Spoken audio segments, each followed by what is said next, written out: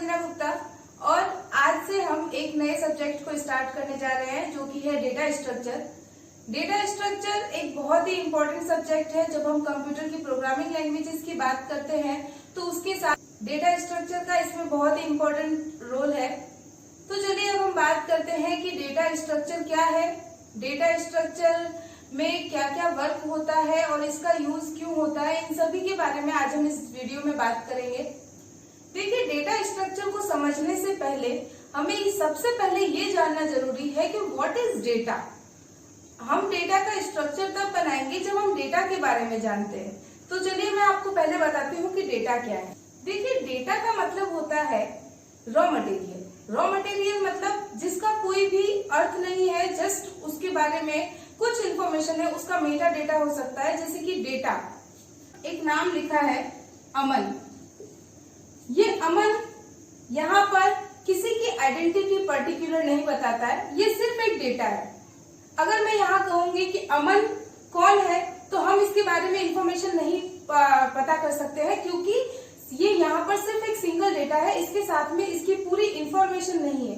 तो इंफॉर्मेशन क्या होती है और डेटा क्या होता है, इन दोनों को समझना जरूरी है।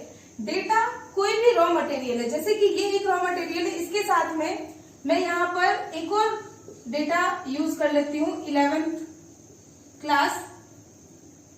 इसके बाद में एड्रेस मैंने कोई दे दिया जयपुर। अब मैं अगर बात करूं आइडेंटिटी की तो अमन जो 11th क्लास में है और जो जयपुर का रहने वाला है, तो यहाँ पर एक पूरी इंफॉर्मेशन बन गई। लेकिन ये तीनों जो डेटा है ये अपने आप में सिर्फ और सिर्फ रॉ मटेरियल है, जो किसी पर्टिकुलर आइडेंटिटी को नहीं बताते, किसी पर्सन की आइडेंटिटी को नहीं बता रहे या किसी चीज की आइडेंटिटी को नहीं बता रहे। जयपुर अपने आप में एक सिर्फ डेटा होगा, यहाँ पर एक लोकेशन है। अगर मैं इसका यूज अमन के साथ कर रही हूँ तो इट मीन्स अमन जयपुर का रहने वाला, तो यहाँ एक इंफॉर्मेशन बन गई। तो हम पहले डेटा और इंफॉर्मेशन को समझना हमारे लिए जरूरी है। डेटा कोई भी रॉ मटेरियल, कोई भी फैक्ट हो सकता है, कुछ भी हो सकता है डेटा। आपने कंप्यूटर में एक फाइल ओपन की, उसमें आपने वर्ड, मान लीजिए आपने नोटपैड ओपन किया, नोटपैड में आपने कुछ लिखकर सेव किया, वो कंप्यूटर के लिए डेटा बन गया। या फिर कंप्यूटर में जितनी भी चीजें हैं, जितना भी, चाहे वीडियो फाइल हो, ऑडियो फाइल हो, इमेज फाइल हो, टेक्स्ट हो, कुछ भी हो, वो सब कुछ कंप्यूटर के लिए डेटा होता है। तो यहाँ पर ये डेटा है, इन डेटा से मिलकर के इंफॉर्मेशन बनती है।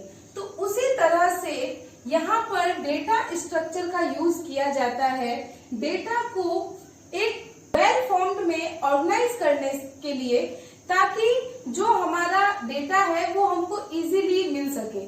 मान लीजिए कि आपने कंप्यूटर में, आपके पास में बहुत सारा डेटा है और आपने उसको व्यवस्थित तरीके से नहीं रखा हुआ है, वो कहीं भी कोई फाइल कहाँ पड़ी है, कोई फाइल कहाँ पड़ी है। तो ऐसे में जब आपको उस पर कुछ काम करना है, एकदम सिंपल वे में एग्जांपल है कि अगर आपको उसमें कुछ काम करना हो तो आपको क्या होगा कि उसमें आपको उस डेटा को सबसे पहले ढूंढना होगा। तो उससे बेटर है कि आप उसको एक ऑर्गेनाइज्ड फॉर्म में रखेंगे तो आपको इजीली वो डेटा मिल जाएगा और आप उस पर जो भी काम करना चाहते हैं वो कर सकते हैं। तो उसी तरीके से कंप्यूटर की मेमोरी में जब हम डेटा को रखते हैं, जब डेटा स्टोर होता है, तो कंप्यूटर को मेमोरी को भी ये चाहिए कि वो डेटा को वेल फॉर्म में ऑर्गेनाइज रखे, ताकि जब भी उस पर हमें कोई भी ऑपरेशन परफॉर्म करना है तो हम उस पर इजीली ऑपरेशन परफॉर्म कर सके। तो डेटा स्ट्रक्चर वही वे है। देखिए, data structure is a way of collecting and organising data. Collect करता है डेटा को और ऑर्गेनाइज करता है, व्यवस्थित तरीके से उसको रखता है in a such way that we can perform operation, हम उस पर ऑपरेशन परफॉर्म कर सके on this data in an effective way. हम जिस तरह से उस पर ऑपरेशन परफॉर्म करना चाहते हैं उस तरह से हम उस पर ऑपरेशन परफॉर्म कर सके। यही डेटा स्ट्रक्चर का मेन वर्क होता है।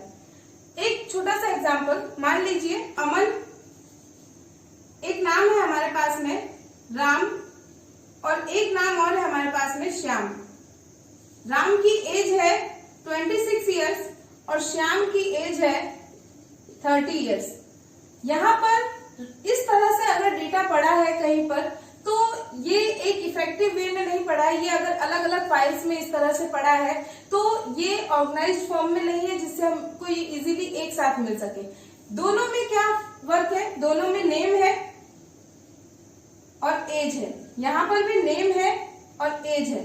अगर मैं इन दोनों डेटा को सिमिलर डेटा स्ट्रक्चर, इसका डेटा स्ट्रक्चर सेम है, नेम है और एज है, जो कि दोनों का डेटा स्ट्रक्चर जो है वो सेम है, इन दोनों डेटा स्ट्रक्चर को अगर मैं मिला दूं तो यहाँ पर एक ही डेटा स्ट्रक्चर में हम दोनों को इजीली रख सकते हैं। जैसे कि एक तरफ हो गया नेम और एक तरफ हो गया एज। यहाँ मैंने लिखा राम और इसकी एज 26 और यहाँ लिखा श्याम और इसकी एज 30। तो इस तरह से मैंने इसको एक वेल ऑर्गेनाइज्ड फॉर्म में रख दिया है, जिससे अब हमको अगर इस डेटा स्ट्रक्चर की जरूरत है तो हम इसको इजीली ले सकते हैं। लेकिन अगर ये इस तरह से बहुत सारे अलग अलग फाइल्स में, यहाँ पर मैंने 2 ही लिए हैं, लेकिन मान लीजिए ऐसे बहुत सारे नाम और एजेस है, मान लीजिए क्लास के बच्चों के ही नाम और एजेस हैं, तो वहां पर अगर डेटा अलग अलग जगह पर पड़ा रहेगा तो उसमें हमको ढूंढने में या उस पर वर्क करने में मुश्किल हो सकती है। अगर मैंने उसे एक वेल फॉर्म्ड में ऑर्गेनाइज करके रख दिया तो अब इसमें इजीली हमें डेटा मिल जाएगा और उसके बाद हम उसके ऊपर कोई भी ऑपरेशन कर सकते हैं। मान लीजिए कि 30 स्टूडेंट है एक क्लास में, तो वहां पर 30 हमने कंप्यूटर में फाइल बना दी कि 30 फाइल में उस हर एक फाइल में एक स्टूडेंट का नाम और एज है। अगर मैं उन सभी को एक टेबल की फॉर्म में स्टोर कर देती हूँ तो अब मैं उसको आराम से असेंडिंग डिसेंडिंग ऑर्डर में अगर मुझे सेट करना है, या जो भी वर्क करवाना है, जो भी ऑपरेशंस करवाने हैं, वो मैं अब इसके अंदर सर्चिंग, जो भी इसके अंदर ऑपरेशंस हम करना चाहें वो सारे ऑपरेशन मैं इस पर कर सकती हूँ। तो यही एक तरीका होता है जिसे हम डेटा स्ट्रक्चर कहते हैं, जो कि डेटा को वेल फॉर्म्ड में ऑर्गेनाइज करने का काम करता है, ताकि हम उसके ऊपर जो भी वर्क्स हैं वो हम इजीली कर सके।